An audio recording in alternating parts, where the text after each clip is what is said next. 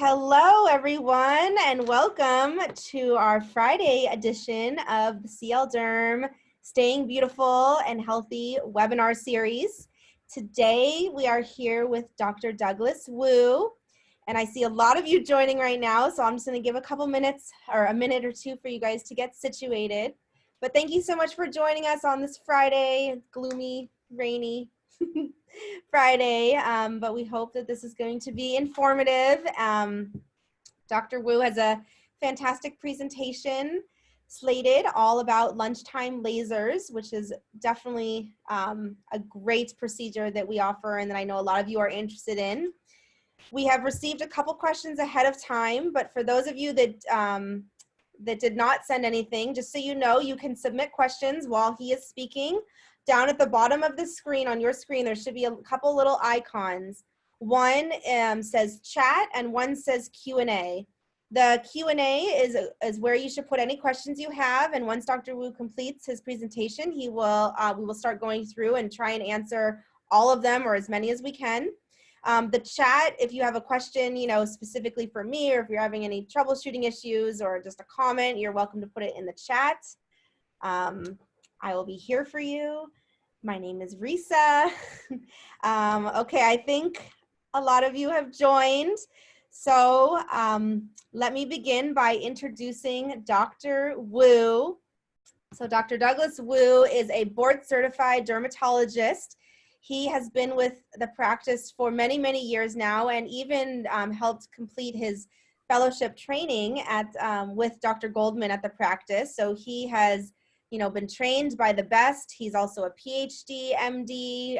So he has the most titles and things after his name of any of our physicians. He's extremely qualified. He does injectables, body sculpting, veins, lasers, and all types of anti-aging treatments. But today he's going to be focusing mostly or all on lunchtime lasers. So we encourage you to start asking any questions that you may have so we can start slating them for the end of the presentation. And otherwise, I hope that this is educational and informative and helpful for each of you. Also, just remember that if you do have any personal questions and you don't want to ask them in this public forum, Dr. Wu is available for a virtual consultation, which you can sign up for on our website. And I'll say a little bit more at the end, but on our contact page, you can schedule something. You can also chat with me here. And he's also, on Instagram and social media, so he will give his handles at the end, and I encourage you to follow him because he is a great resource. So with that all said, Dr. Wu, it's all yours. Thanks, Risa. Hey, guys. Thanks for watching in on this Friday morning, Friday afternoon. It is kind of gloomy in San Diego.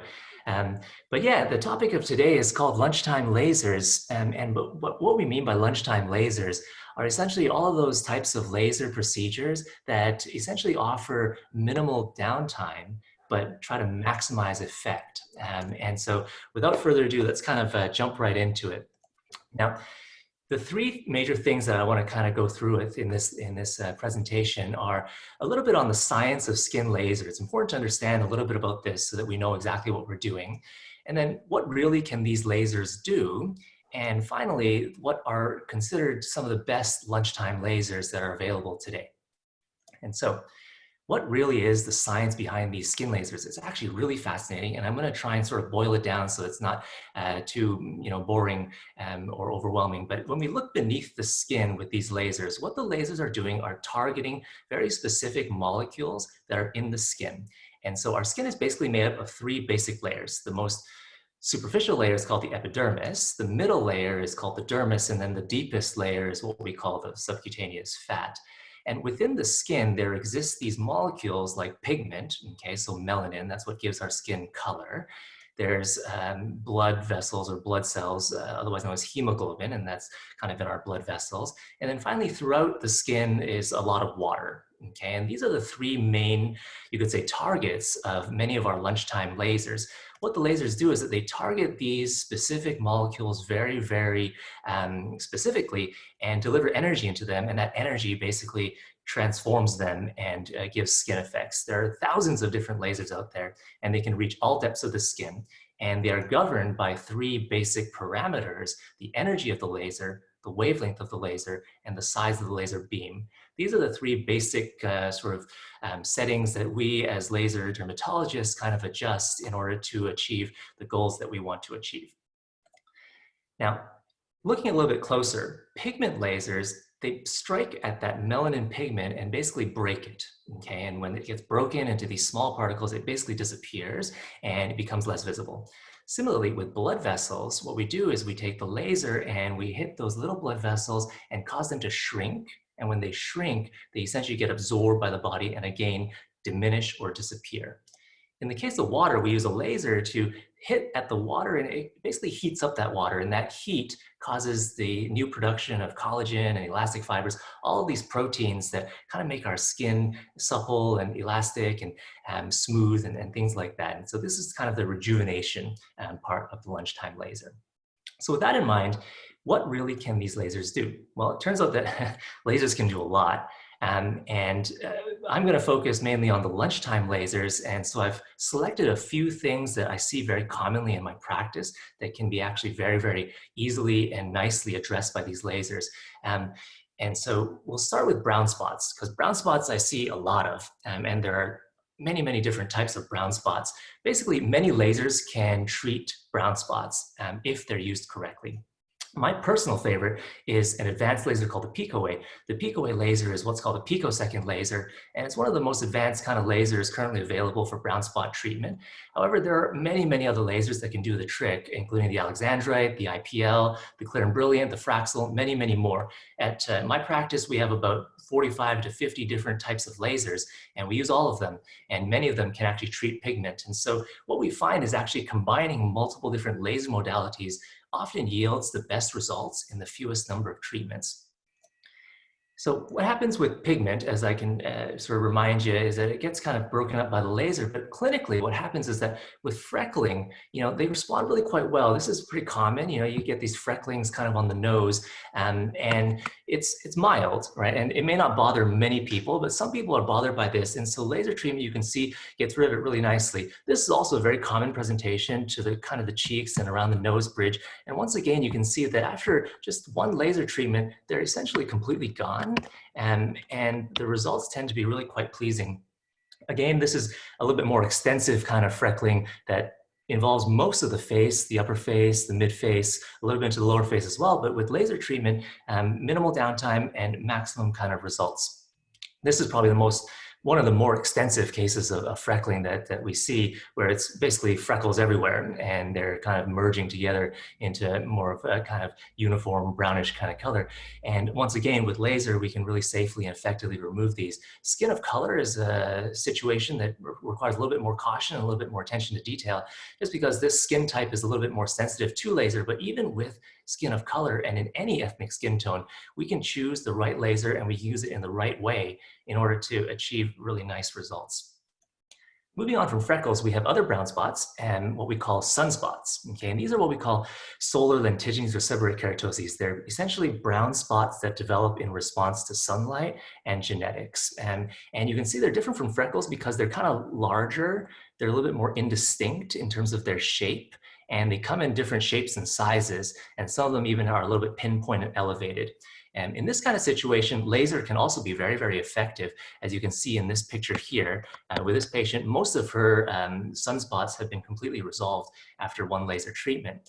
In this situation here, again, this is a very, very common situation that I face. This is a Vietnamese lady who presents with these sunspots on her cheeks, had them for many, many years, and she came to me really worried, that the cosmetic appearance was not what she wanted. And so after a couple laser treatments, they were mostly resolved. And then again, this was a Filipino lady who presented with a very similar problem. And again, in the darker skin tones, it becomes increasingly more tricky to treat. But again, selecting the right lasers and using them the right way can give us some pretty nice results. This Hispanic lady had a combination of, these flatter, larger ones, and then these smaller, more raised ones kind of to the side here. But once again, with the appropriate laser treatment, you can see how they resolve really quite nicely. And the downtime tends to be very, very minimal after this kind of treatment.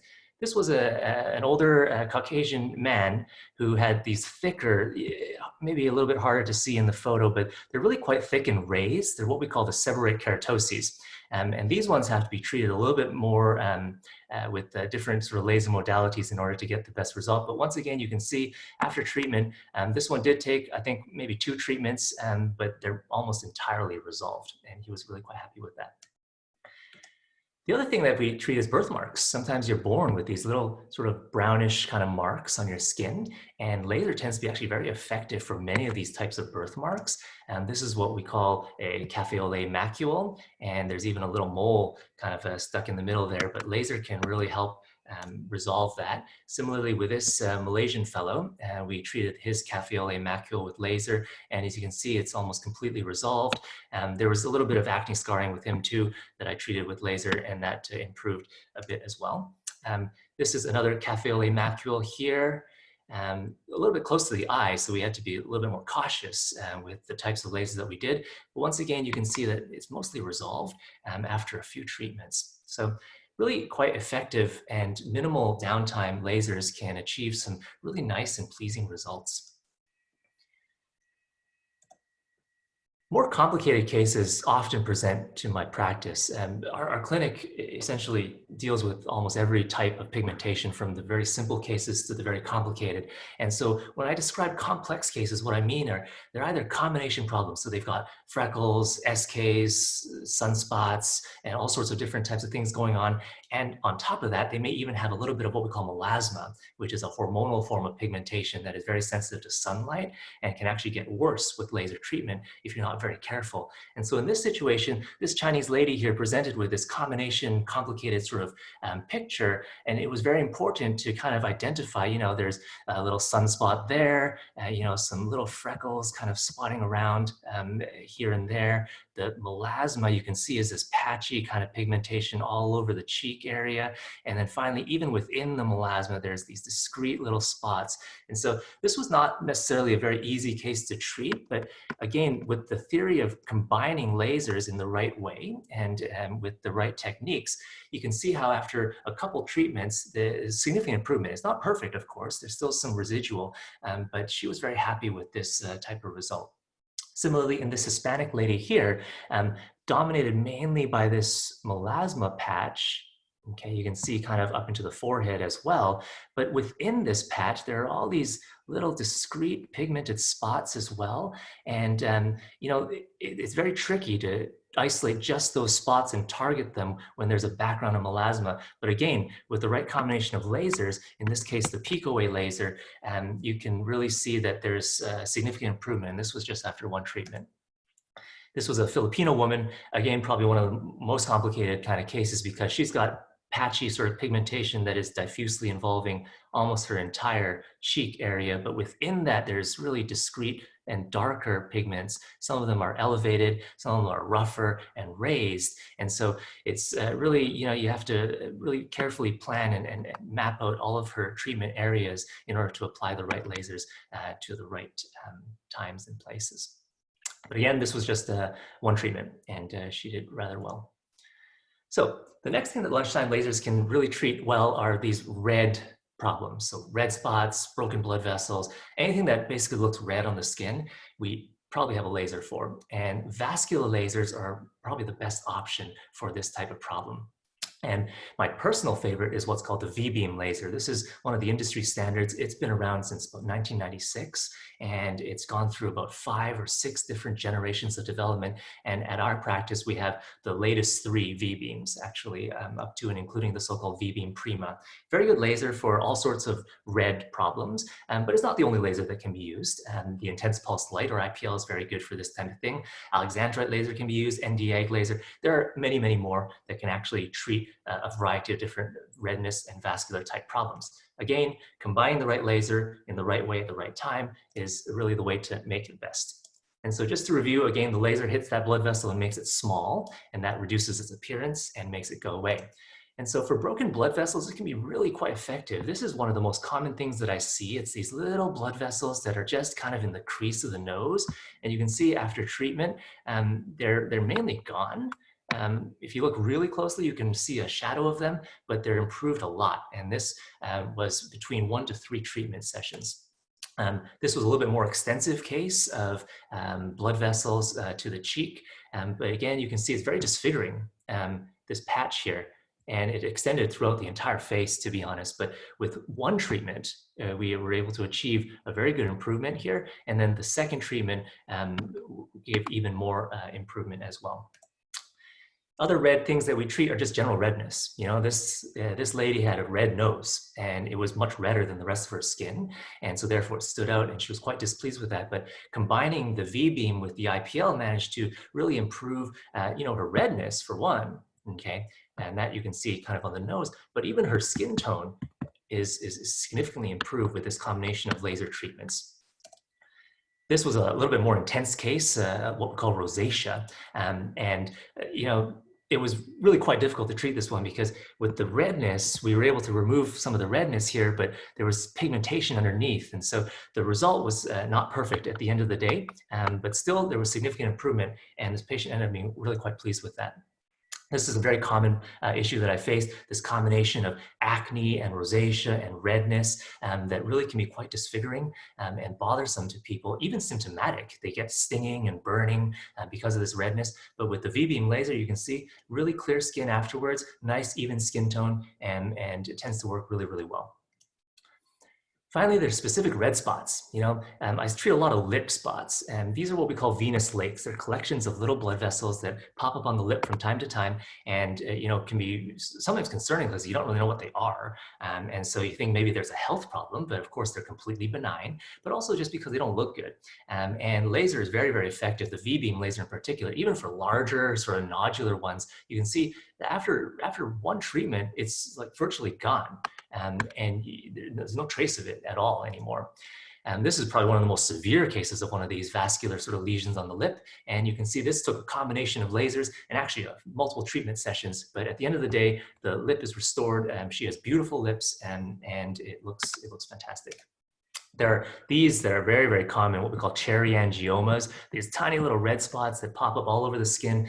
They're due mainly to genetics, but sometimes other factors like pregnancies, et cetera, can kind of make them pop up a little bit. And you can see with laser, we just zap them, the V-beam zaps them, usually 1 or 2 treatments, and they're completely gone. Birthmarks. This is a common problem, what we call port wine stain. They're basically a benign collection of these tiny little blood vessels called capillaries, and you get them at birth.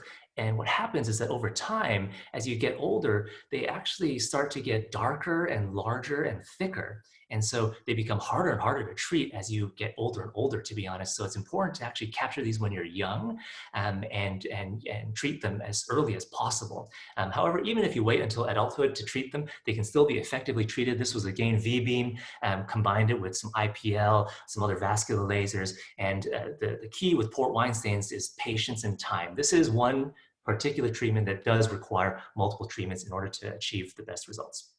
And then there are a hodgepodge of other things, temple veins, you know, around the eyes. There's these purple veins that can cause the under eye area to look really quite shadowed. But if the laser can kind of reduce that, then the whole under eye area becomes rejuvenated. This kind of bulging temple vein here, it can be really quite displeasing to people, and it can get larger and bulge and pulsate and stuff. And so the laser can really remove that. Stretch marks, bruises even, acne, scars, anything that is red and has a vascular component to it can potentially be targeted by our vascular lasers and improved.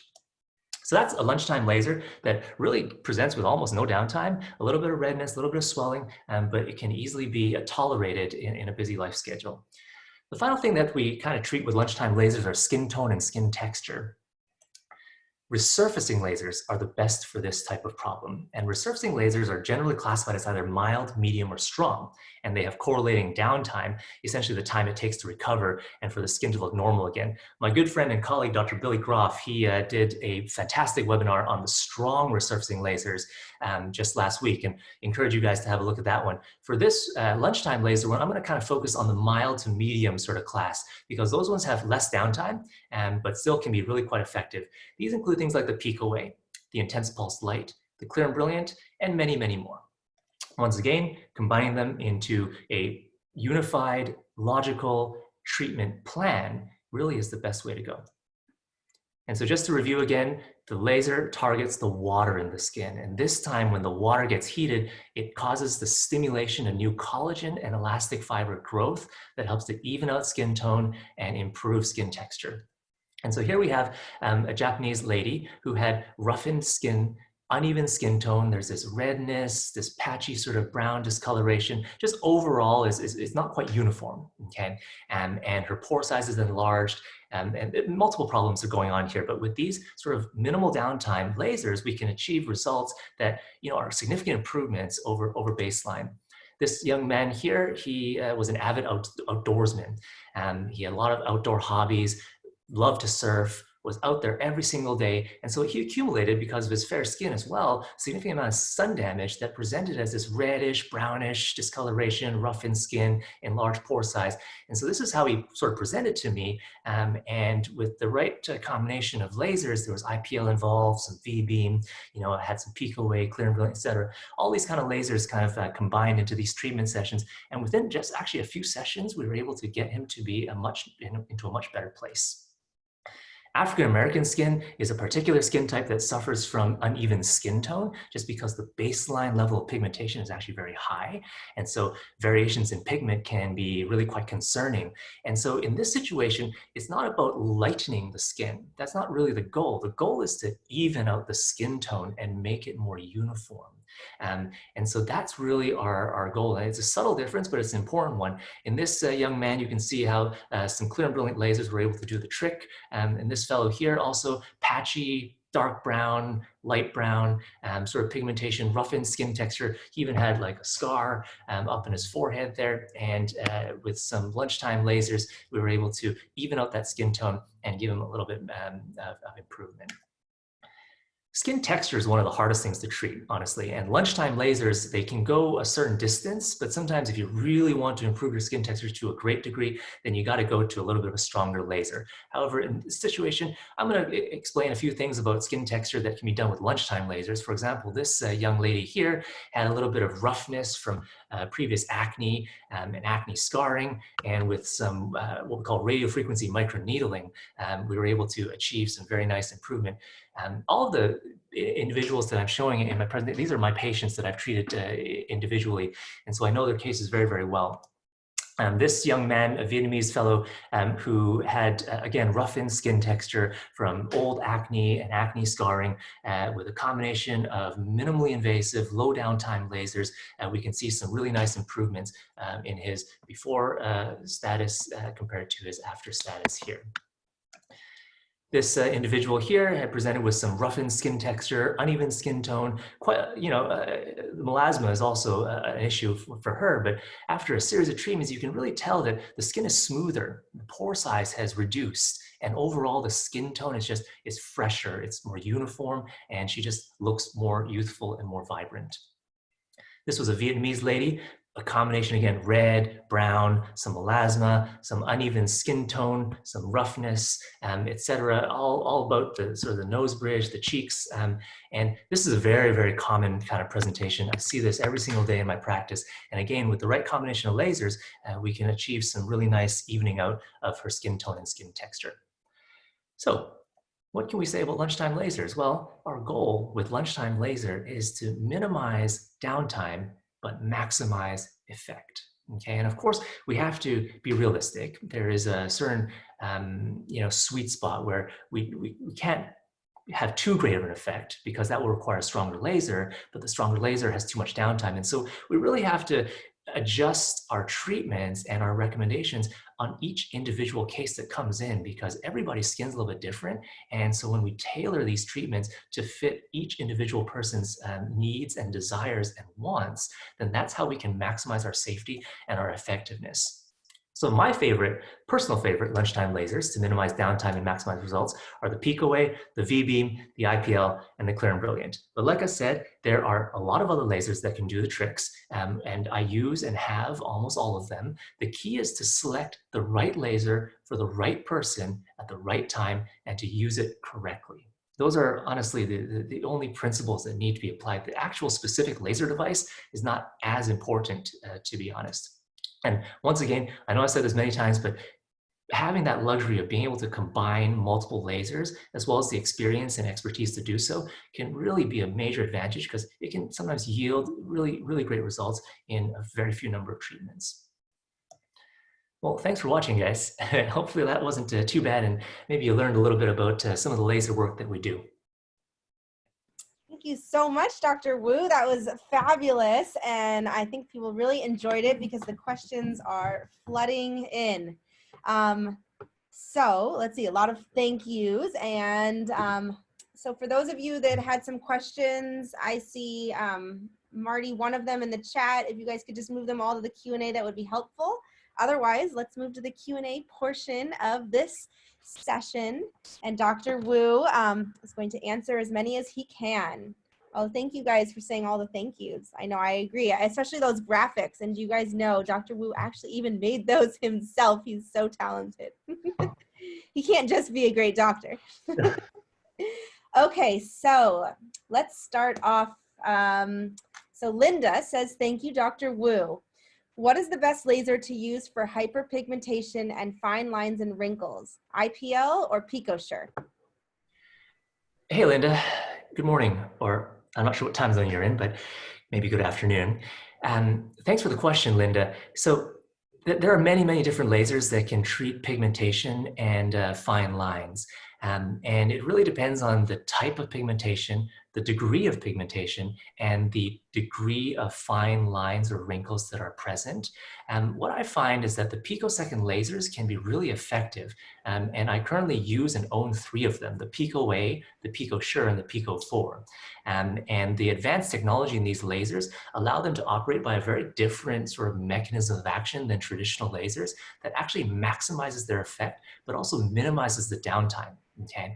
Sometimes, though, you do need to rely on a little bit stronger lasers, such as Fraxel or even CO2 lasers, that can really resurface the skin for deeper lines and wrinkles and stuff like that. But those would be kind of my choices. IPL is a great one too for general kind of improvement of skin tone and reducing brown pigmentation. But for specific brown spots, the Pico Way laser, there's really nothing better than it. Okay, great. Thank you.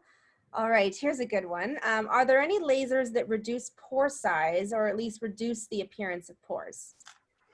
Hey, thanks for that question. You know, pore size is one of the hardest things that we have ever treated, to be honest, because they're very hard to measure for one. So it's hard to see improvement in pore size because they're so small. And number 2, you really have to generate a very strong collagen response with your laser in order to significantly improve pore size. So in the past, the only lasers that really could improve pore size were the strong ones. So things like CO2 lasers, erbium YAG lasers, and then strong Fraxel lasers.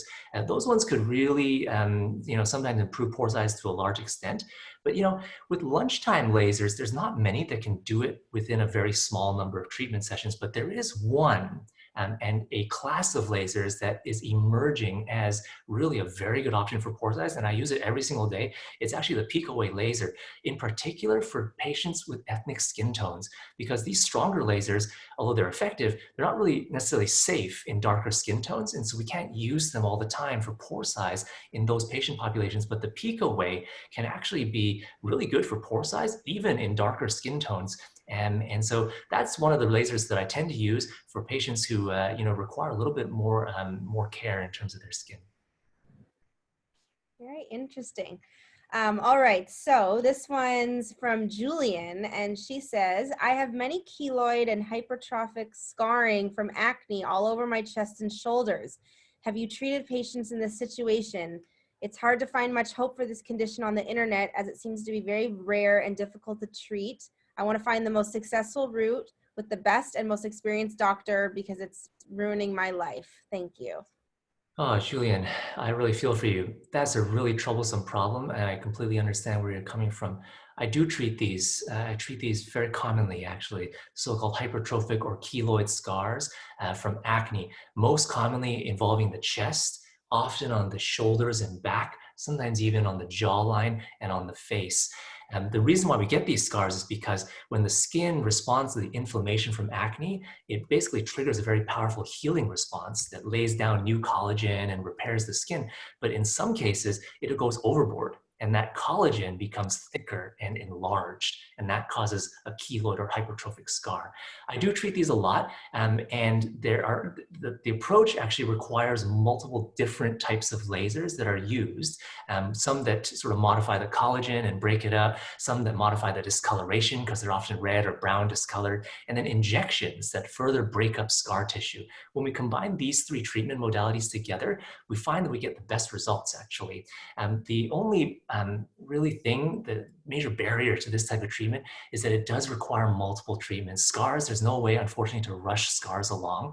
They have to be treated with patience and with deliberation. And so it's treatment over treatment and patience and progress that is consistent, but it does take time and patience in order to get the best results. Okay, great. Here's another one about keloid scars. She says, "Is a keloid scar that is caused by a laser cannot be treated? Silicone treatment has helped once, but silicone removed and I can still feel the bump."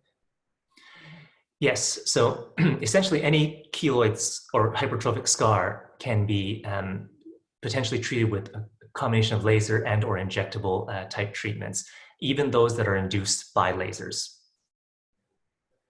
Okay, great. All right, so let's see. Some of you are putting the questions in the chat. If you can, try and use the Q&A so I can try and stay organized and get as many as we can answered. There's a lot here. Okay, let's see, when do you see real results using the Pico laser? I've had 2 out of the 3 sessions, 6 weeks apart. So the Pico laser, usually you see results in 1 to 3 treatment sessions. That's been my experience with the picosecond lasers. Now, the degree of result can sometimes be variable. It can be anywhere from phenomenal, even after 1, to modest after 1 treatment. And it also depends on the types of things that we're trying to treat and the way that the laser is used. But I tend to find in my experience between 1 to 3 treatment sessions, we should see a satisfying result. And if we're not, then it's an indication that maybe we should reevaluate and adjust the plan. Okay, great. So Mary, first she says, excellent presentation. Thanks, Mary. And then she says, can a laser get rid of a 20-year-old scar? And if so, which one? That's a very good question. Our current understanding of scars makes us believe that the younger scars are easier to treat. Okay, they respond better and their outcomes tend to be more positive. That being said, though, scars that are older than 5 years can still definitely be treated. And again, it depends on if they're discolored or if they're depressed or if they're elevated on the types of treatments that we use. But again, a combination of laser and injectable treatment is the way to improve almost all forms of scars, whether they are young or old. And so there definitely are strategies for almost every single scar out there. Okay, great. So here is one from Marty. Do you prefer lasers over chemical peels for melasma? And if lasers, which That's a very good question. Lasers and peels both have their place for melasma treatment. And I'll break down the pros and cons very simply. Chemical peel can be effective for melasma treatment and is considered to have a high safety level, especially when they're used lightly for melasma. Okay, and that's really the strength of a chemical peel for melasma. On the other hand, laser can potentially be more effective in fewer treatments and have a more dramatic sort of benefit. But the flip side is that laser can be more dangerous than chemical peel for melasma. Melasma itself is a very tricky condition to treat with both laser and peel. And so caution has to be used in both scenarios. But it really comes down to the skill and experience of your provider. And so if he or she is comfortable with peels, then go with the peel. If he or she is comfortable with laser, then go with the laser. But if you want the fastest possible result, then laser tends to be the way to go. Okay, great. Let's see. This is from an anonymous person. Hi there. My concern with all these lasers is you don't know how many times you will need them to get rid of brown spots, and so the cost can vary dramatically without knowing up front. Do you quote to remove the spots despite the number of times you laser, or is it per visit? It seems the per visit model is favored just towards the practice because we have to keep coming back. Do you ever consider quoting for price to get rid of the spots? Yeah, that's a very good question. I struggle with that practical problem every single day, because brown spot treatment makes up a huge portion of my practice. Um, and so essentially it depends. There are some brown spots that I know will respond extremely well. And I can almost guarantee that they will be significantly improved, if not completely gone, within 1 to 3 treatments. Um, and if I, with my experience, am able to sort of identify those spots, and that's the problem, then I can communicate that to my patient, okay, with a fair degree of certainty. And if, on the cases that I'm wrong, which of course does happen, then I often just throw in treatments, maybe another one or two, and that's honestly all it would take to really get satisfaction, okay? There are some brown spots that just will not be completely removed, no matter what you do. And some brown spots that will take more than 3 treatments to get much better improvement. And these are the spots that I really have to be upfront with my patients and tell them, well, this is the expectation. Okay, and so that's kind of the way to approach it. In a way, I'm trying to combine both models of per treatment cost, but also giving an expectation to my patients so that they can understand that, well, hopefully by this number of treatments, you'll have a satisfactory result. And the different lasers also have different ability to treat quickly or slowly, and some require less treatments and some require more. Okay, great. All right. Another good question. So, can you use more than one laser in the same visit? And if so, do you charge more to use multiple lasers at the same time? So the answer is emphatically yes. And that's why in my webinar, I kept on mentioning sort of combination laser treatments. This is something that our practice and many of the senior members of our practice have pioneered over the last many decades. One of our sort of senior associates, who unfortunately has since passed away, his name was Dr. Richard Fitzpatrick. Him and Dr. Goldman were one of the very first ones actually to combine multiple different laser treatments into a single treatment session, and all of them being, pretty aggressive treatments actually. And we're able to demonstrate a very high level of safety and a very high level of effectiveness when the techniques were done properly. And so combination laser treatment is a major specialty of our clinic. And the reason why we do it is because when we combine lasers, it is more effective than any one laser alone. And that, in the long run, actually reduces the number of treatment sessions that are required and reduces the ultimate cost. That being said, per treatment, if we're using many lasers, then there may be additional costs to the different lasers that are used. But again, usually when we combine lasers, each laser is kind of, we can knock down the price a little bit on some of them in order to just make it a more efficient treatment and give better value. Great. Okay, thank you. So here is one, another anonymous. He says, for a white man with a dark beard, do these lasers remove hair on the face if it's unwanted?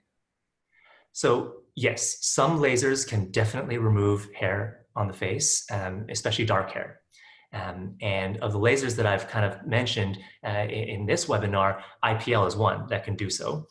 The peak away cannot. The V-beam tends to not be able to do so.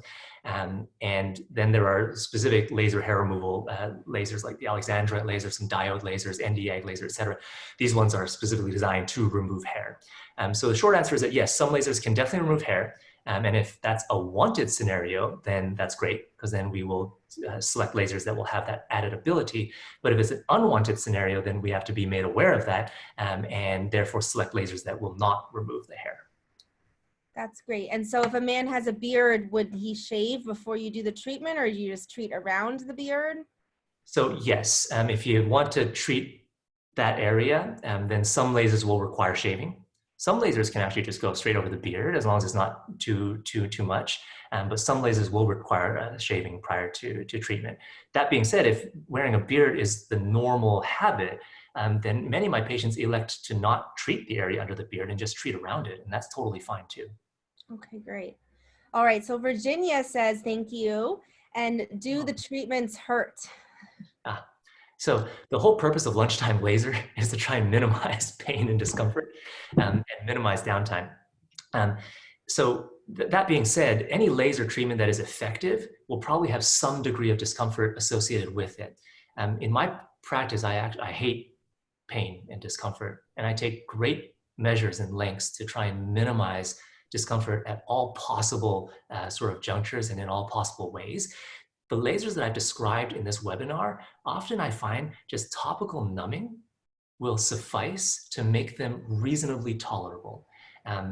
And that reasonably tolerable means anywhere from like a 0 or 1 out of 10 pain, so literally you don't even feel them, up to maybe like a 5 or a 6, so it's like moderately uncomfortable, but still tolerable. And so pain definitely is a consideration that I take into account very seriously. And it's something that lunchtime lasers have sort of the advantage over other more aggressive lasers because they tend to be less painful. Okay, let's see. One person has a good question. They said, I didn't think IPL was a laser. So maybe you could explain a little bit how those work. Yeah, that's technically very true. IPL is not a laser. IPL, intense pulse light, it's actually a light. It's a broadband light. What that means is that lasers emit wavelength at just one single wavelength. So for example, the V-beam laser, for example, emits at 595 nanometers, okay? Now, IPL being a broadband light, what that means is that it emits light energy at multiple different wavelengths all at the same time. Okay, and so it's not actually a laser. I lump it into lasers just for the sake of simplicity because it is a light-based treatment that acts along similar principles and mechanisms of actions of laser. Thank you. Okay, so a lot of you are coming in anonymously, which is perfectly fine, but here's another anonymous one. Hi, Dr. Wu. What are your thoughts on the efficacy and safety of long pulsed alexandrite versus picosecond lasers for pigmented lesions in patients with skin of color? Ooh. That's a good one. Long pulsed alexandrite versus pico way for So pigmented. the debate for skin of color and pigmented lesions is always long pulse laser versus short pulse laser. And in the past, and there have been studies to show this, it has been thought that long pulse laser, like a long pulse alexandrite, for example, is safer than short pulse laser in skin of color. And by short pulse laser, we mean Q-switched or nanosecond lasers, okay? And this is literature dating back 10, 15 years. However, with the development of picosecond laser, the pulse duration is even shorter than nanosecond or Q-switch. And that we find actually makes the treatment even more effective and safer than the Q-switch laser. And so in my experience, the picosecond laser is just as safe, sometimes even safer than the long pulse laser, but it's more effective. The Q-switch laser was always more effective than the long pulse laser. You could achieve much faster resolution of pigmented lesion, like 1 or 2 treatments and they're gone. With a long pulse laser, it would take like 3 to 5 treatments, sometimes more. But with picosecond laser, you kind of combine the best of both worlds. You get that safety that you had with the long pulse laser, but you get the speed of resolution and the effectiveness that you get with the Q-switch laser. And so I find in my practice, I use the picosecond laser every single day, and it's one of my major specialties. And a large percentage of my patient population is, in fact, ethnic skin tones. And I've found it to be really quite a good option. It's not perfect, of course, nothing is perfect, but it's really quite a good option in this situation. So I would personally choose the picosecond laser over the long pulse alexandrite for most cases of benign pigmentation in skin of color. Okay. Let's see.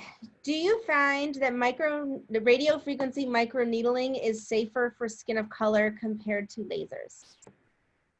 So that's a little bit harder question to answer because, again, the blanket sort of statement is that every device can have a very high safety profile if it's used in the right situation and in the right way.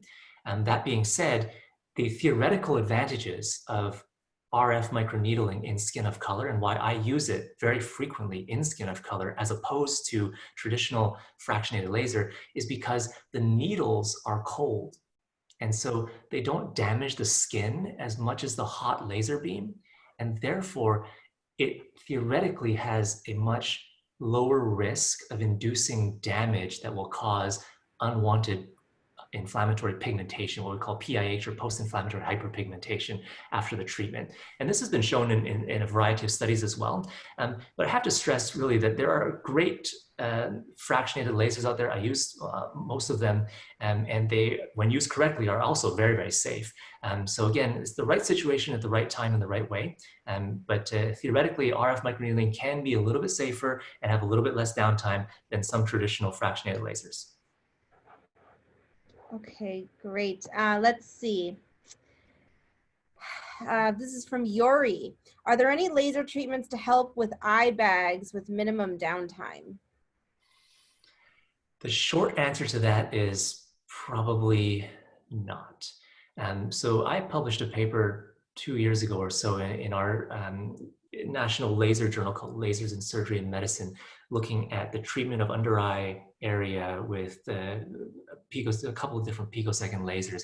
And honestly, they weren't really that effective.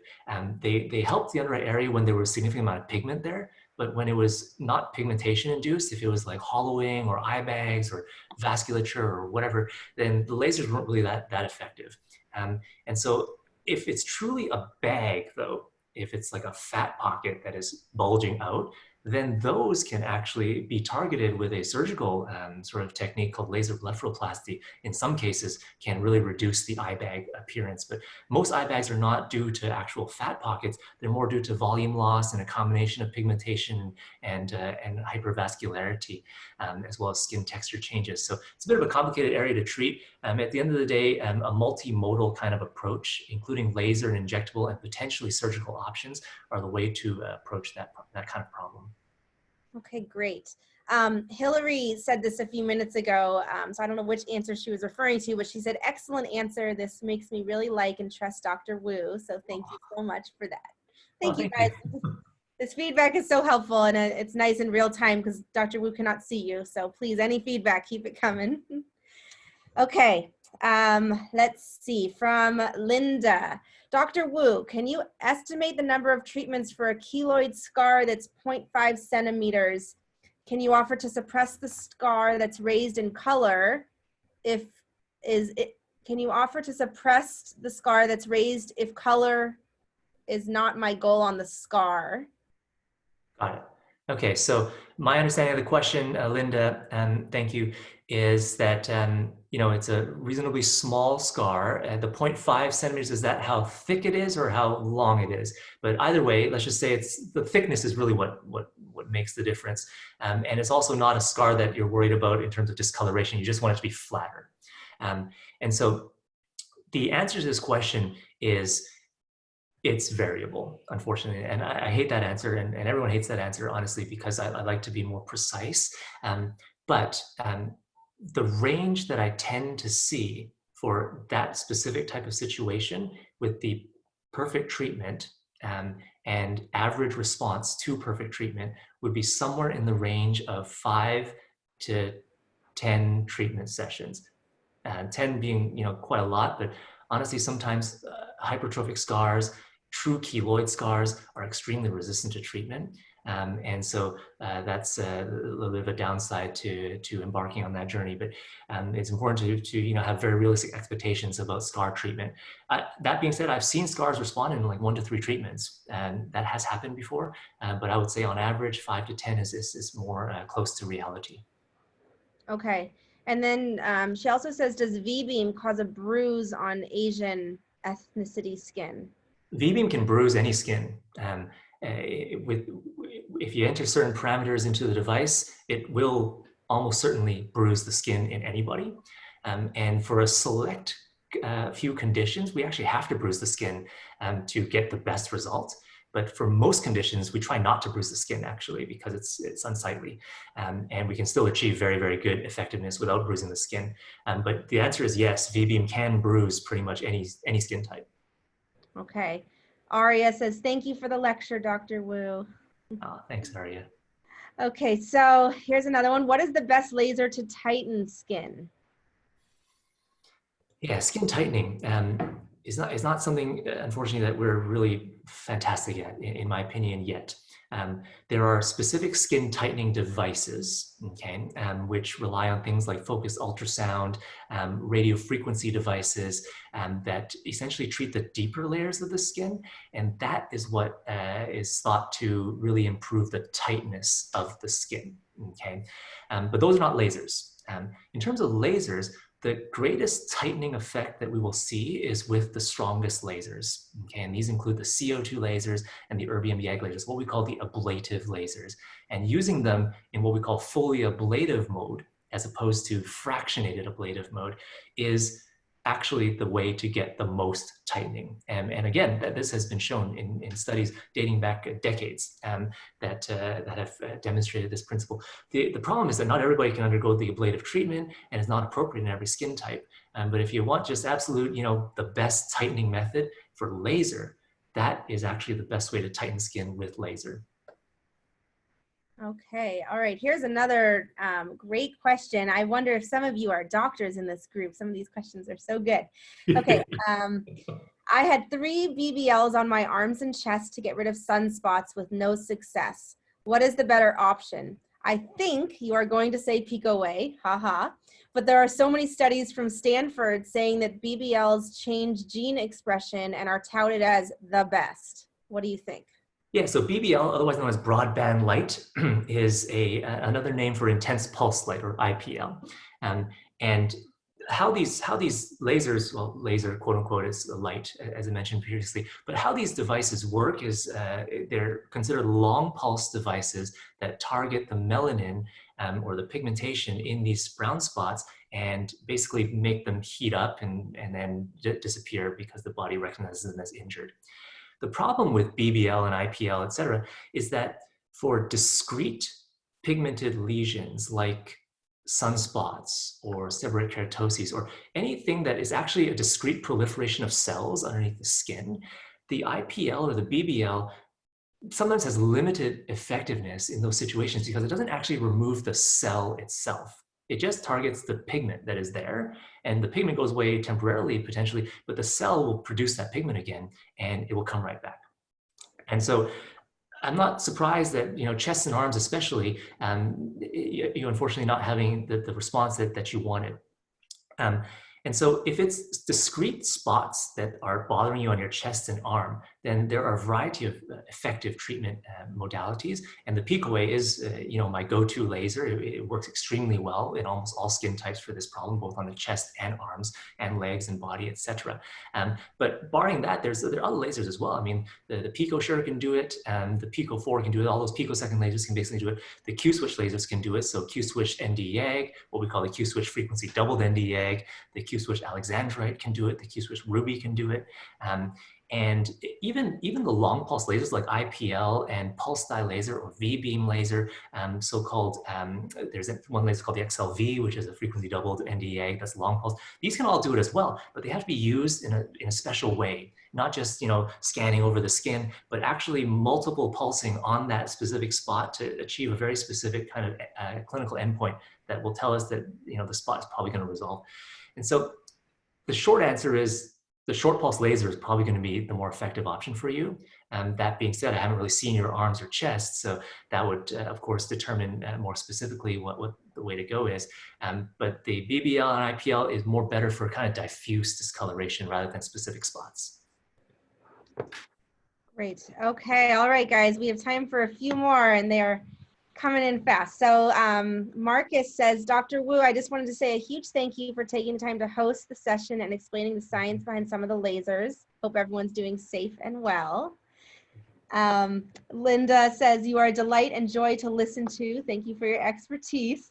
Just want to make Dr. Wu blush for a second. And then one more, Teresa says, I just want to mention I had an in-office consultation with Dr. Wu a few weeks before everything shut down. I'm looking forward to your office reopening so I can schedule my procedures. This webinar has me motivated. Oh, thanks, Teresa. Hope to see you guys soon. Okay, I'm really happy you guys are finding a lot of, a lot of help from this webinar. That is our goal.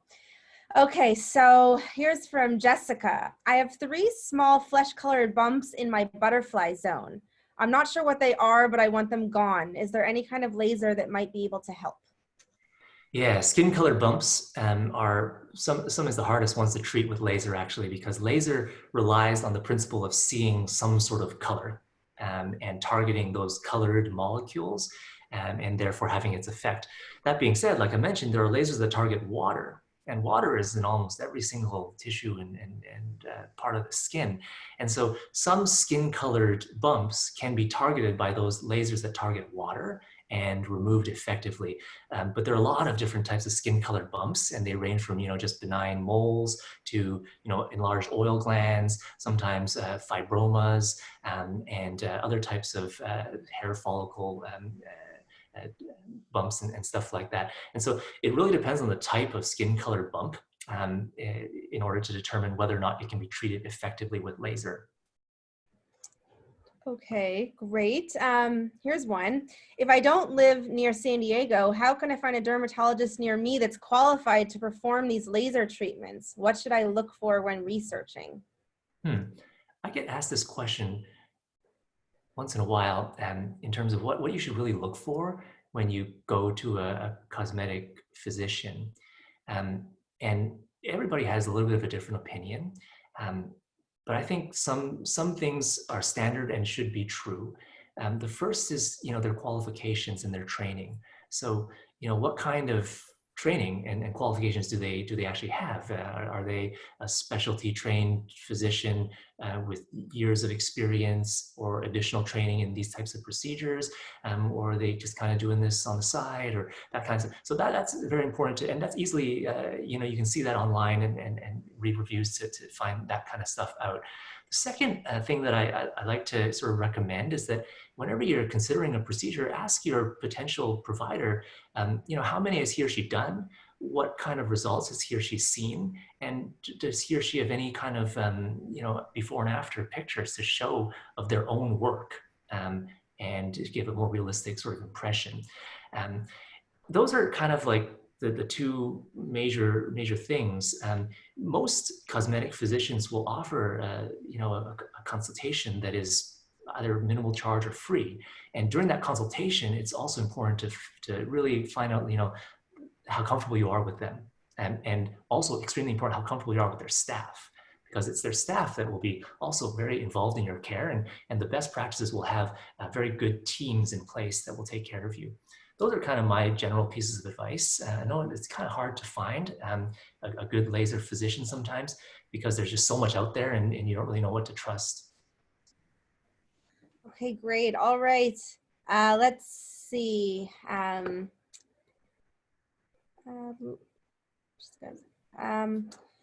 so I think here's one more. Good question. If you combine lasers with injectables, which do you do first and why?